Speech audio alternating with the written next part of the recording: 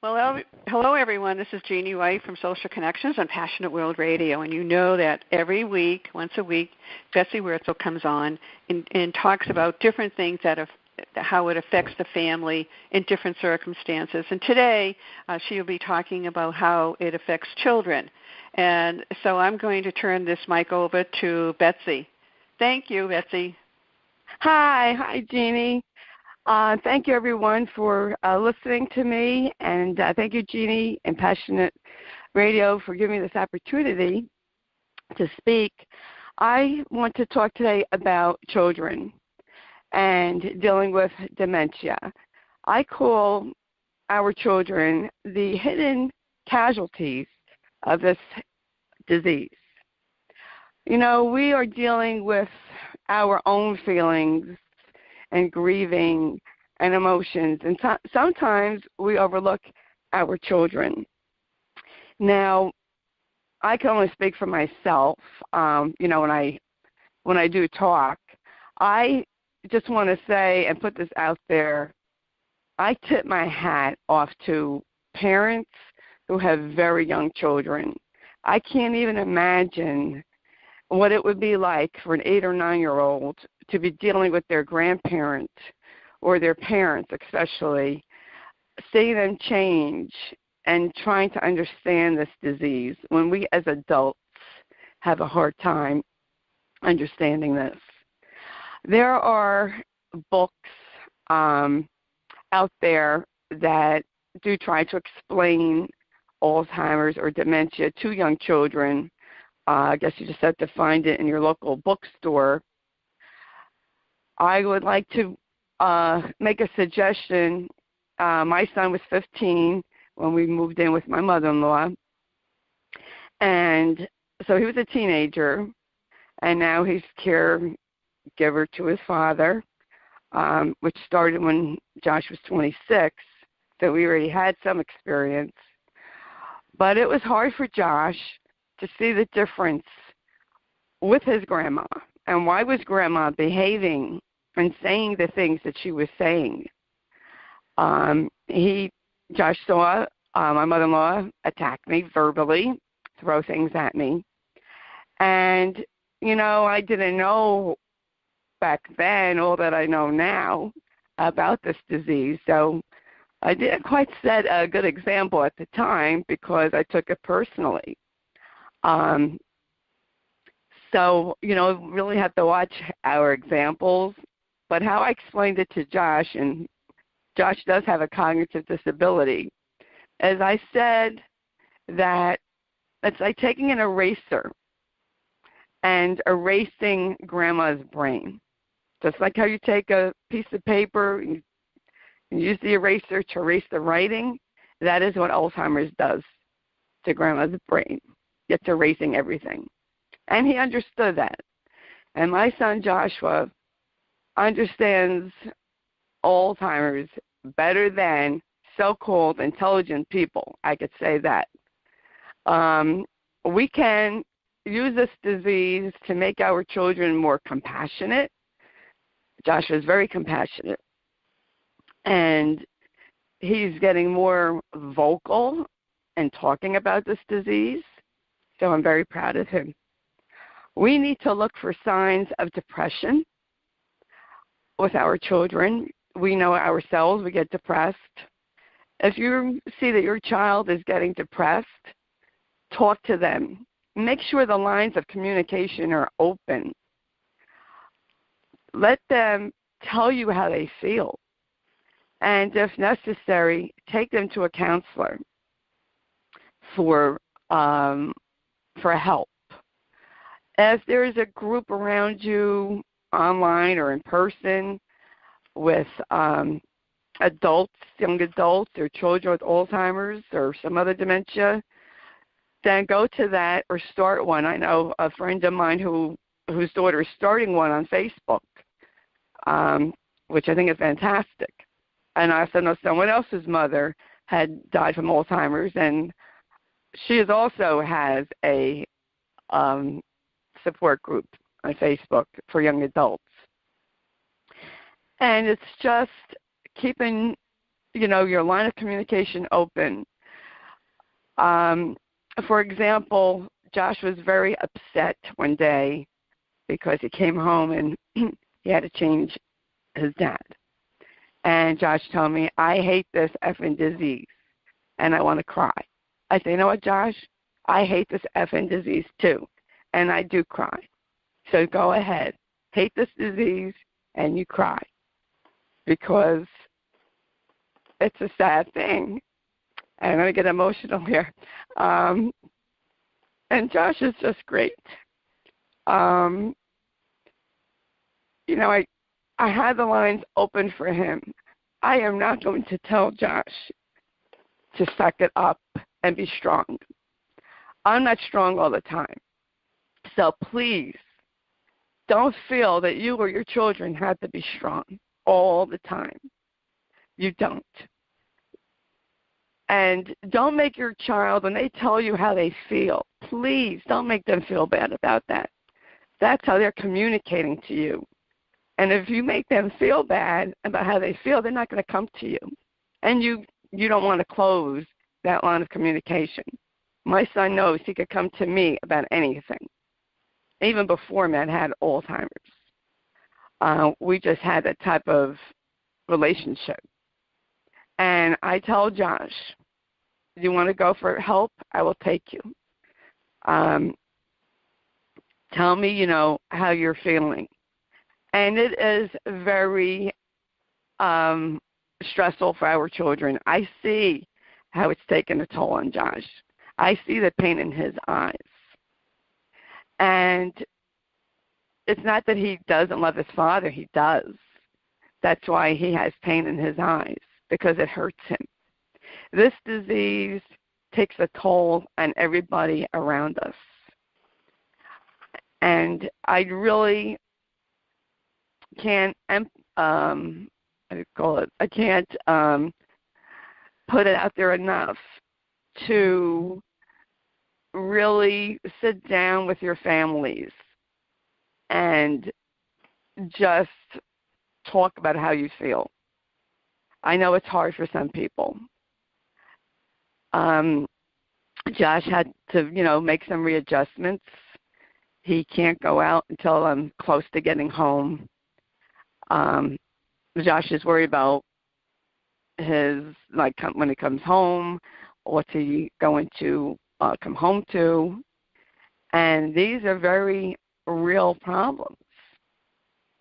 And I want my son to have fun, so he does go to the movies once a week with his friend. And I want him to have a good time. I wish I could go to the movies once a week. This Labor Day, he's going to go to Kingsburg, weather permitting. I want him to enjoy himself. And I don't want him to feel bad about having a good time. I have to say that I'm proud of my son because I talked to Josh about Family Leave Act, and he did approach his employer, and lo and behold, his employer that he asked about the Family Leave Act, her father had died from Alzheimer's. So I told Josh, you're going to meet a lot of people who have somebody in their family with Alzheimer's or some other dementia. And I want to bring this up. How is this going to affect society? People are getting some kind of dementia, whether it be Lewy body or frontal temporal lobe or early onset, younger. So if you have a parent that is 40 years old, how old is that child going to be? You're going to have young adults in their 20s and their 30s being caregivers. How is that going to affect the marketplace, the work environment? This is when you're finishing college. This is when you're getting married. Some, not all. This is when you are starting your careers, having families.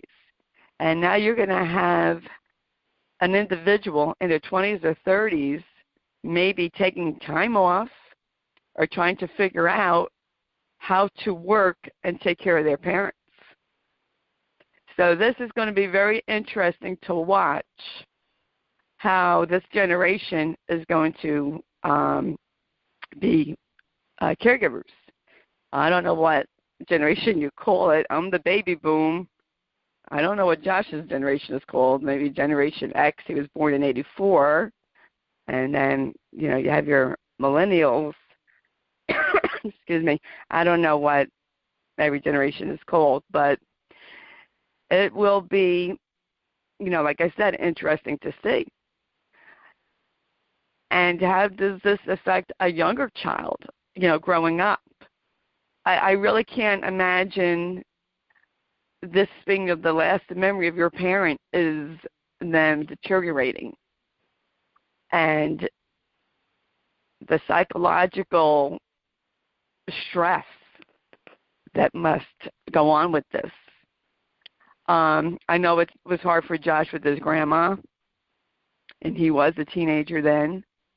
And then, being in his 20s with his father, he told me, Mom, now roles are reversed. He understood more, and I understood more, not 100% everything.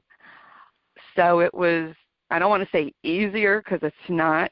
It's just different with being a parent, having it versus a grandparent or an aunt or an uncle. There's ways to explain this disease so that children are not frightened. And, we can either use this to better ourselves or not. The old saying, if life gives you lemons, make lemonade. I see Josh as being more compassionate. My son does not like anyone joking about Alzheimer's at all. Josh has told me it's not a joke, it's not funny, and he's so funny. He says, Mom, people don't get it, people don't have a clue. And out of the mouth of babes. And I said, you're right. Unless they live with this disease, they don't have a clue. And it's up to us to share our stories. And it's up to us to speak out. Next month is National Alzheimer's Awareness Month. I am going to do an interview with Josh on my phone and post it to my page. I have interviewed Josh before, and I want him to tell what it's like for him to be a caregiver. And I know he will be honest because that's how he is. So you could look for that on my page. That's Betsy-Wurzel. And I will post it on the face of Alzheimer's. And I just want to, thank you, Jeannie, for this opportunity to talk and to, give some advice. I'm not, a therapist. I don't claim to know everything. I'm just 17 years knee-deep between 3 different people with this disease, and I'm still learning. I still learn from caregivers. So I want to just say, caregivers, tell your stories. Somebody can learn from them. And from my own experience, I have decided, and I even told Josh this, you're either going to sit in the corner and wallow in self-pity, or you're going to come out fighting. And I'm going to get emotional again. And I choose to come out fighting, because I let this disease destroy me already. With almost a nervous breakdown because I thought I had to be strong all the time. And now I don't have to be strong all the time. And yes, I am going to come out fighting. I can't cure this disease, but sure as heck not going to let it destroy me or my child. I have a vision. I have a mission. And thanks to you, Jeannie, and Passionate World Radio, I'm starting it. I'm starting to do it. So I want to thank everybody for listening. I appreciate it. Oh, that's really wonderful, and you are coming out fighting. You're really a powerhouse, really, Betsy. You just don't realize it, but you are doing marvelous things, and there's a very interesting journey that's going to happen for you, and that you're going to be able to, speak your mind and help others through this terrible, terrible disease, really. So I hope that was I hope that was good. It was good. It really was very good. You need to take some water? Yes, I'll take some water. I said to Matt, great. Now that I finally get a chance to talk on the radio, my voice goes on me. Yeah. Well, maybe it's just like maybe take some sips of water. I'm still recording, but I'm going to end it now. Is there anything else you'd like to say? I know you've said a tremendous amount of information to the individuals, which is phenomenal, because I think sometimes we sidestep the children, not intentionally, but because you're so engrossed in what's going on, Right. Exactly. And that's what happens. Too engrossed in it. And right. Sometimes you can't see the forest from the trees. Is that how yes. it goes? I don't know. Yes. And sometimes you don't see it. But by you bringing attention to it, Betsy, that means a lot. Yes, we do sometimes, not intentionally, but, we just get engrossed in our own grieving, and we forget, what? If we're grieving a loss, then our children are also grieving. They're grieving the loss of a parent, a grandparent, or whoever. Well, they're grieving for their mother and dad who are in the turmoil, but they're also grieving for the grandfather, the grandmother, so it's a double fold for these children. So bringing this to light and putting it out there now and actually speaking about it is vitally important. And this is what your journey is starting. You're going to be talking about subjects that are really things that people probably think about or don't know how to express it, and you're bringing it to the forefront, Betsy, really. You have to commend yourself for this. Yeah, thank you, Jeannie. Yeah. And thank you for giving me an opportunity and many others, because you're giving us a chance to be heard, which I can't find anywhere else. Well, they will come. You will. There'll be another medium for you also, but this is the start of it, and that's how it works, through grassroots. And all these caregivers, somehow to band together. I don't know, even through the Facebook page, groups that you're all in, helping each other. That's miraculous, and that you are a powerhouse behind those too, Betsy.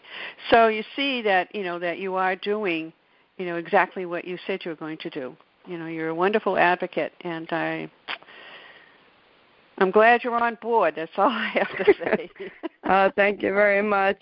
I can't stop advocating. We were at a picnic, my son's buddy night picnic, and I was talking about the radio network and speaking, and one of the men sitting there said, "Oh, my father, he's in his 80s. He just started having Alzheimer's, and how it's hard for his mom." Yeah. You're just finding people. Yeah. I've had, people from childhood tell me, my parent had Alzheimer's, or they have it, and they were afraid to, speak about it. It's just incredible.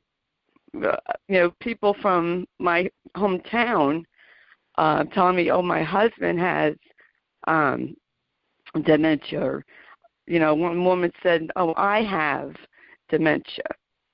And I feel honored and humbled that people are reaching out to me and telling me and sharing with me their stories. And I think it's a shame that people, afraid to speak about this. And this is why, it's like, I call it the dementia closet. We need to take our stories and our loved ones out of the closet and into the spotlight and shine the light on it. And because that's how change, happens. A cure, yeah, that's not what I'm doing isn't going to find a cure, but it might help the caregiver. It might help a caregiver know I'm not alone. I know what it's like to be alone, Jeannie. I was alone for 14 years with no support, and I know what it's like. So I want to help other caregivers. And other caregivers, when you share your story, you are helping someone else. I know you're sad. I know you're stressed. I am too. But I took my anger and my sadness for this disease that I hate with a freaking passion, and I'm putting it into a positive energy, which helps me. Now, it may not help you, but it sure as heck helps me to know that I'm speaking up, and, you know, if someone hears me and it helps them, then that makes my day. That really makes me happy, because nobody should feel alone in this disease. And what I'm going to talk about next week, I'll talk about raising awareness for the month of September. And then maybe in a couple of weeks, I'm going to talk about caregiver and guilt. Big thing caregivers have. And I'm going to talk about that. I've done videos on that, and I'm going to talk about that. That's a big issue. I think that's very phenomenal, Betsy, really, that these shows that you're putting out there are going to help a lot, and that you will be the caregiver's face, really, honestly. I mean, no one spoke about it, but now you're bringing it out, so you're using it in a good, positive way for you, and for Josh and for Matt, you know, which are the important ones too. But I've taken enough of your time. I mean, I could speak for another couple of hours with you about this, you know, because it's really easy, and not easy for the disease, but easy to speak about it. You know? Right. And so for that I'm grateful. But I really want to, and maybe one time, I'm just going to throw it out there. Maybe one time we should see if we can get someone to come on with you and talk about, you know, Medicare and Medicaid and the health insurance environment. You know, I think that's an important issue too. You know, I might be able to see if I can find someone that would be able to do that. So, you know, to help out everyone. But Betsy, I can't thank you enough. I hope your voice will hold off for a few more seconds. Yes, well, thank you, Jeannie. Before you go, I want to know if you give any words of wisdom or hope to all the listening audience. As far as our children, just keep your eyes and ears open. Observe them for any signs of, you know, depression, and let your child know that you are there, and that they could cry on your shoulder and you could cry on theirs, and just pull through together. That's, you know, what I have to say, and just come out fighting. Like this disease with everything you have. Don't let it destroy you or your family. It can. I know. I've seen it. Don't let it destroy you. I'm going to kick Alzheimer's ass. That's what I'm going to do. We should have a cartoon off a foot. I'm a fighter. Oh, my teachers always said, Betsy, you're tiny, but you are a spitfire when you're mad. Ball of fire. You're out. You come out. You come out. Yeah. You come out of that silent mode, and here I am. That's good. Yes. That's excellent. Well, thank you, Betsy. I really appreciate this once-a-week call with you. It means a lot to me and to the listening audience and to all the caregivers out there. You really give a lot of hope to everyone. And I know Betsy will be back again next week, and we have another, tip that she is going to talk about. So again, everyone, I'm sorry, did you want to say something? Yes, I just want to thank you and the Passionate Radio Network, and for everyone for listening. I really appreciate it very much. Yeah, me too. We both do. Thank you. So this is Jeanne-White from Social Connections on Passionate World Radio. And thank you, Betsy, for being on the show again this week with some wonderful, discussions. This week was a discussion on children. And so I want to wish everyone a good week. Stay cool, and we'll see you on the radio next week. Thank you. Bye now.